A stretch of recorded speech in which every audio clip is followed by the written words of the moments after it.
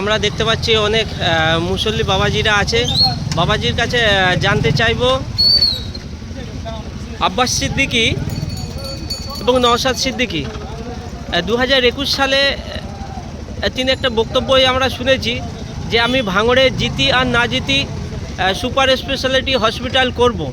সেইখানে আমরা দেখতে পাচ্ছি এখন 2026-এর ভোট, এখনও কোনো উন্নয়ন হয়নি।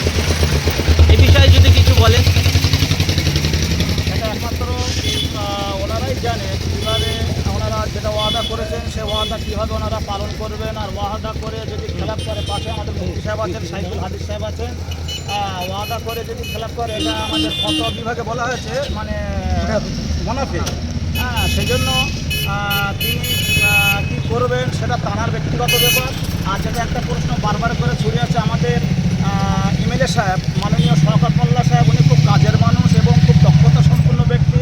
উনি সব দুঃখের পাশে থাকে এবং উনি যেভাবে যা ডেভেলপমেন্ট করেছে, যেভাবে মানে উন্নয়ন করেছে, এভাবে আমি তো নিজের ব্যক্তিগতভাবে বলবো আমাদের যে মিনাখাপাড়া যে এমএলএ সাহেব তিনি সেভাবে উন্নয়ন করতে পারেনি। আমি তাই এই শওকত মোল্লা সাহেবকে আমি অভিনন্দন জানাবো বা ওনাকে আমি স্যালুট জানাবো।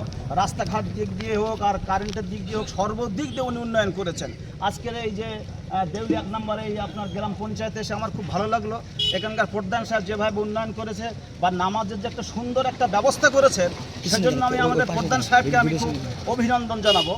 আর ওই যে জাহান্নামের কীট বা জাহান্নামের কুকুর বলেছে, পীর সাহেব বলে কথা নয়, কোনো মানুষকে, কোনো মুসলমানকে হোক বা কোনো বেদুইনকে হোক বা অমুসলিমকে হোক কাফের বা জাহান্নামী বলতে পারে না।